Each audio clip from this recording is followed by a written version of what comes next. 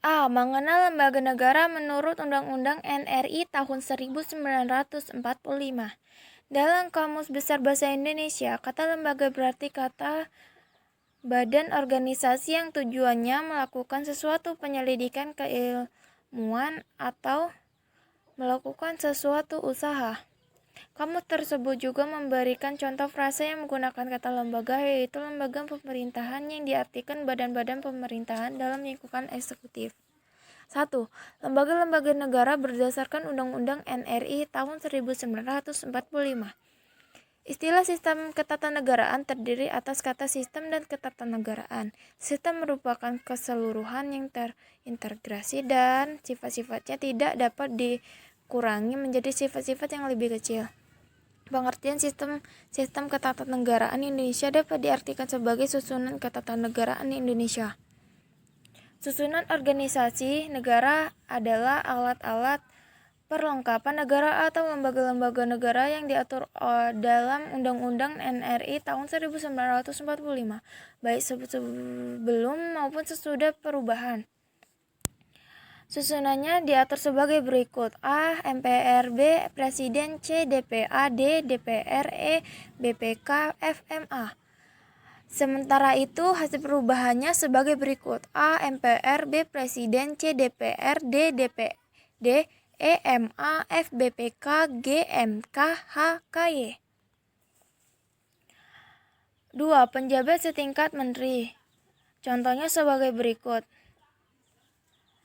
A. Jaksa Agung, B. Sekretaris Kabinet, C. Kepala Kepolisian Negara Republik Indonesia, D. Panglima Tentara Nasional Indonesia, C. Kepala Badan Intelijen Negara. 3. Lembaga pemerintah non-kementerian. Lembaga pemerintah non-kementerian dahulu bernama lembaga pemerintahan non-departemen, yaitu lembaga pemerintahan pusat yang dibentuk untuk melaksanakan tugas pemerintahan tertentu dari presiden. Lembaga Ilmu Pengetahuan Indonesia. LIP bertanggung jawab melaksanakan tugas pemerintahan di bidang ilmu pengetahuan. Beberapa fungsinya sebagai berikut: pengkajian dan pembijakan nasional di bidang penelitian ilmu pengetahuan. 2. Penyelenggaraan riset keilmuan yang bersifat mendasar. 3. Penyelenggaraan riset interdisiplin dan multidisiplin berfokus. 4. Pemantauan evaluasi kemajuan dan penelaahan kecenderungan ilmu pengetahuan. 5.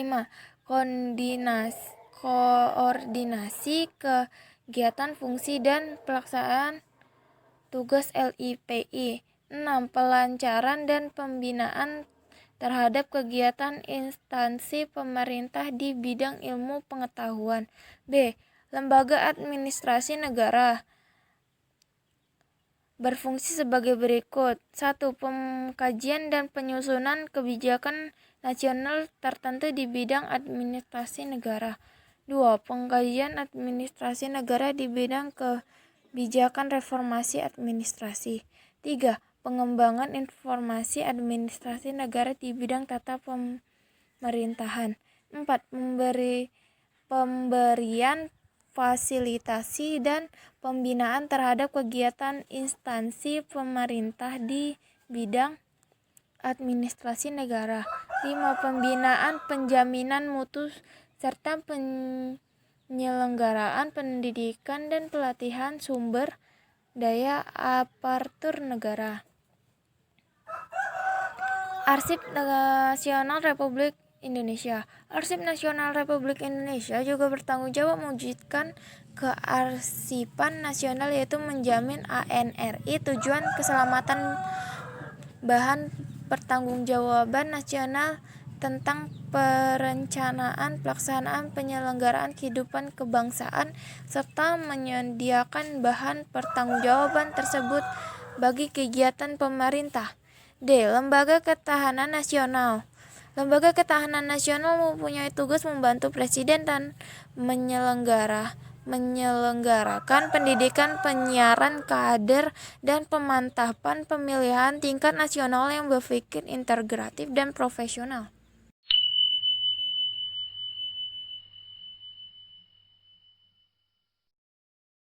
B. Fungsi dan kewenangan lembaga negara menurut UUD NRI tahun 1945. Secara konseptual, tujuan diadakannya lembaga-lembaga negara ini atau alat-alat keempat negara selain untuk menjalankan fungsi negara juga untuk menjalankan fungsi pemerintah secara aktual. Secara aktual ini sesuatu yang betul-betul terjadi atau nyata. Adapun lembaga negaranya, yang pertama Majelis Permusyawaratan Rakyat. Jumlah anggota MPR didasarkan penjumlahan anggota DPR dan DPD. Masa baktinya itu dari tahun 2019 sampai 2024 adalah sekitar 711 orang.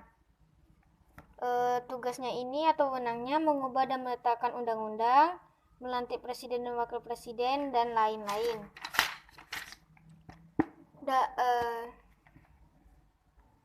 Hak dan kewajiban MPR. Yang A. Mengajukan usul perubahan, B. Menentukan sikap dan pilihan, C. Memilih dan dipilih, dan lain-lain. Yang kedua, DPR, Dewan Perwakilan Rakyat, yaitu lembaga negara sebagai lembaga perwakilan rakyat atau parlemen atau kayak tetap gitu. Fungsinya itu legislasi, anggaran, pengawasan, dan lain-lain. Ada banyak ya fungsinya. Hak DPR, interpelasi, angket, menyatakan pendapat, imunitas, dan lain-lain. Yang ketiga, DPD, Dewan Perwakilan Daerah, yaitu lembaga perwakilan daerah yang berkedudukan sebagai lembaga negara. Fungsinya pengajuan usul, pengawasan atas pelaksanaan undang-undang, tugasnya mengajukan kepada Dewan Perwakilan Rakyat, membahas rencana, dan lain-lain. Hak DPD, mengajukan rencana, ikut membahas rencana, dan lain-lain. Yang keempat, Presiden. Presiden ini kedudukannya sangat tinggi. Karena presiden merupakan kepala negara sekaligus kepala pemerintah. Wewenangnya ini memegang kekuasaan, membuat perjanjian, menyatakan keadaan bahaya, dan lain-lain. Adapun wakil presiden, tugasnya mendampingi presiden menjalankan tugas-tugas, membantu presiden. Nah, di sini aku ngelanjutin video pembahasan yang dibahas oleh Diatri Amanda pada video sebelumnya, dan aku akan ngelanjutinnya dengan aku Angela Ferawati Bono Manalus. Nah, seperti yang kita lihat di sini ada Kementerian Koordinator. Nah, apakah Kementerian Koordinator itu? Nah, Kementerian Koordinator itu adalah kementerian yang terdiri atas Kementerian Koordinasi Politik, Hukum, dan Keamanan, Kementerian Koordinator Bidang Perekonomian, dan Kementerian Koordinator Bidang Kesejahteraan Rakyat. Nah, di sini teman-teman, Kementerian Koordinator itu berada di bawah dan bertanggung jawab kepada Presiden. Kementerian Koordinator ini juga memiliki tugas membantu Presiden dalam menyinkronkan dan mengkoordinasikan perencanaan, penyusunan, dan pelaksanaan kebijakan di bidangnya, teman-teman. Jadi, dalam melaksanakan tugas tersebut, Kementerian Koordinator ini menyelenggarakan fungsi-fungsinya. Nah, yang pertama itu ada sinkronisasi, atau biasanya disebut dengan penyelarasan, perencanaan, penyusunan, dan pelaksanaan kebijakan di bidangnya, dan lain-lain, teman-teman. Nah, ini ada banyak, jadi pokoknya banyak banget fungsinya. Lalu kita lanjut lagi ke bagian kementerian. Di sini kementerian yang kali ini itu sama yang di atas tadi tentang Kementerian Koordinator. Bedanya cuma bagian fungsi dan tugasnya, cuma hampir sama juga. Jadi kita langsung lanjut aja ke bagian C. Di mana bagian C ini membahas tentang wakil menteri ya teman-teman. Nih, dalam hal ini wakil menteri itu dia itu terdapat beban kerja yang membutuhkan penanganan secara khusus. Pada kementerian tertentu dapat dibentuk jabatan wakil menteri. Di sini wakil menteri itu mempunyai tugas membantu menteri dalam memimpin pelaksanaan tugas kementerian. Dan wakil menteri ini berada di bawah dan bertanggung jawab kepada menteri juga tentunya. Nah, langsung kita lanjut aja ke bagian D, staf khusus menteri. Nah, seperti yang kita ketahui, di lingkungan kementerian itu dapat diangkat paling banyak 3 orang staf khusus menteri yang selanjutnya disebut staf khusus. Staf khusus bertanggung jawab kepada menteri. Dan staf khusus itu mempunyai tugas memberi saran dan mempertimbangkan kepada menteri sesuai penugasan menteri dan bukan merupakan bidang tugas organisasi kementerian. Nah, kita lanjut lagi ke bagian MA di sini. Seperti yang kita ketahui ya teman-teman, MA itu merupakan pemegang kekuasaan kehakiman yang merdeka, yang memiliki arti MA itu terlepas dari pengaruh kekuasaan pemerintah.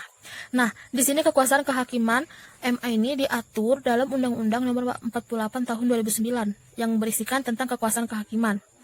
Nah, di lingkungan kekuasaan kehakiman itu dia itu ada beberapa peradilan gitu, ada beberapa lingkungan berdasarkan Undang-Undang Nomor 48 Tahun 2009. Nah, contohnya apa? peradilan umum dan lain-lainnya teman-teman. Itu bisa lihat itu ada 3 lagi, jadi ada 4 ya.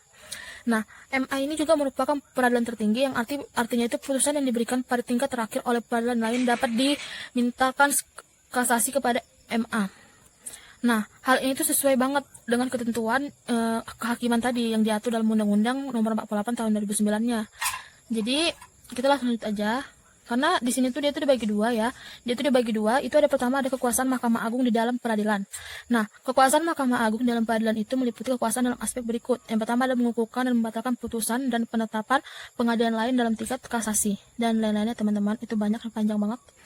Baru yang kedua atau yang B-nya itu ada kekuasaan Mahkamah Agung di luar peradilan tentunya.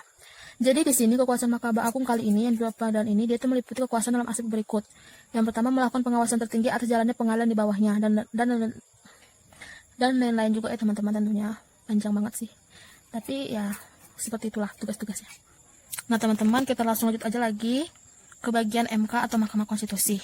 MK ini merupakan salah satu lembaga negara yang melakukan kekuasaan kehakiman yang merdeka untuk menyelenggarakan pengadilan guna menegakkan hukum dan keadilan sebagaimana disebutkan dalam pasal 24 Undang-Undang Dasar Negara Republik Indonesia tahun 1945. Nah, di sini MK memiliki kewenangan secara keadilan sebagaimana yang disebut itu dalam Undang-Undang 24 ayat 2 Undang-Undang Dasar Negara Republik Indonesia tahun 1945 yang kemudian diatur lebih lanjut dalam Undang-Undang Nomor 24 Tahun 2003 tentang Mahkamah Konstitusi dan diubah terakhir kalinya dengan Undang-Undang Nomor 8 Tahun 2011.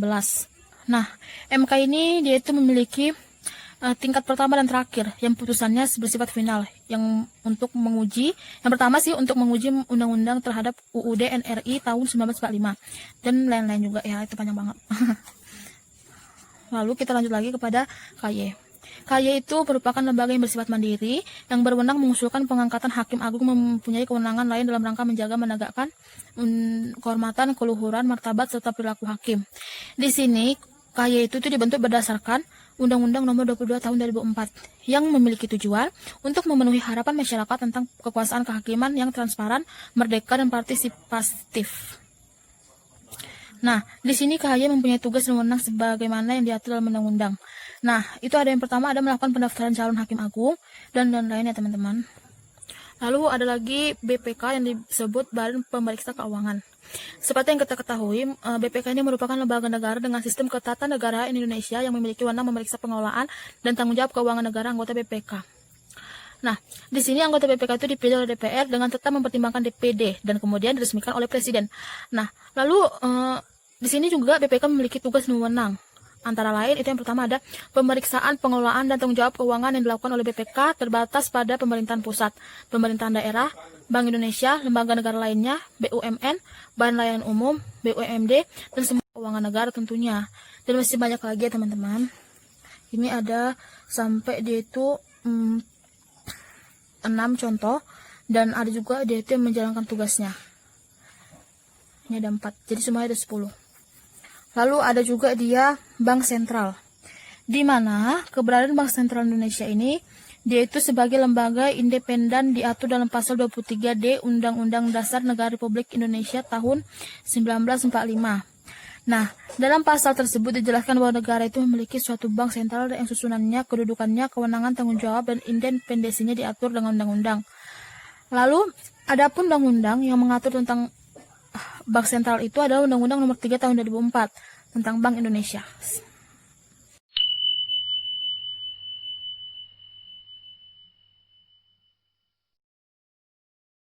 Di sini saya akan melanjutkan pembahasan dari Angela Ferawati dan bersama Eva Lailatul Mahmuda.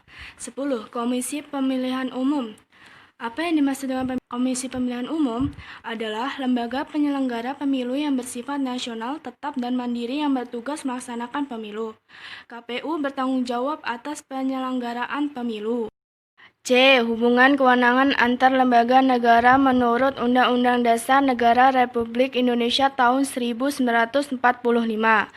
Hubungan kewenangan antar lembaga legislatif dan lembaga eksekutif. Dan adanya hubungan kewenangan antara lembaga legislatif dan lembaga eksekutif ditegaskan pada ketentuan pasal 14 ayat 2 tersebut jelas menunjukkan adanya hubungan kewenangan antara lembaga legislatif DPR dan lembaga eksekutif Presiden, yaitu kerjasama dalam memberi amnesti dan absolusi. 2. Hubungan kewenangan antara lembaga eksekutif dan lembaga yudikatif. Hubungan kewenangan antara lembaga eksekutif dan lembaga yudikatif dapat Anda pahami dari ketentuan pasal 14 ayat 1 Undang-Undang Dasar Negara Republik Indonesia tahun 1945 yang berbunyi, Presiden memberi grasi dan rehabilitasi dengan memperhatikan pertimbangan Mahkamah Agung. Ketentuan pasal tersebut jelas menunjukkan adanya hubungan kewenangan antara lembaga eksekutif Presiden dan lembaga yudikatif Mahkamah Agung, yaitu kerjasama dalam memberi grasi dan rehabilitasi. 3. Hubungan kewenangan antara lembaga legislatif, eksekutif, dan yudikatif. Adapun pasal 24C ayat 3 UUD 1945 berbunyi, Mahkamah Konstitusi mempunyai 9 orang anggota hakim konstitusi yang ditetapkan oleh Presiden, yang diajukan masing-masing 3 orang oleh Mahkamah Agung, 3 orang oleh DPR, dan 3 orang oleh Presiden. Pada pasal 24C ayat 3 UUD Dasar tahun 1945 menunjukkan adanya hubungan kewenangan antara lembaga eksekutif, lembaga yudikatif, dan lembaga legislatif. D. Sikap positif terhadap lembaga-lembaga negara. 1. Kesadaran warga negara terhadap lembaga negara. Sebagai warga negara, seharusnya meningkatkan kepercayaan terhadap peraturan atau lembaga negara yang sehingga akan tercipta kondisi yang aman, nyaman, tertib, dan teratur. Bentuk kesadaran warga negara terhadap lembaga-lembaga negara disebut sebagai berikut. A. Memberi dukungan terhadap fungsi dan kewenangan lembaga-lembaga negara. B. Mengontrol kinerja para penyelenggara negara dalam menjalankan tugasnya sesuai peraturan. C. Menaati peraturan yang menjadi kebijakan suatu lembaga. 2. Wujud kepedulian terhadap lembaga negara, yaitu A. Kritik yang membangun, B. Menghormati kebijakan, C. Menyalurkan aspirasi secara benar dan tepat, D. Tunduk dan patuh terhadap peraturan.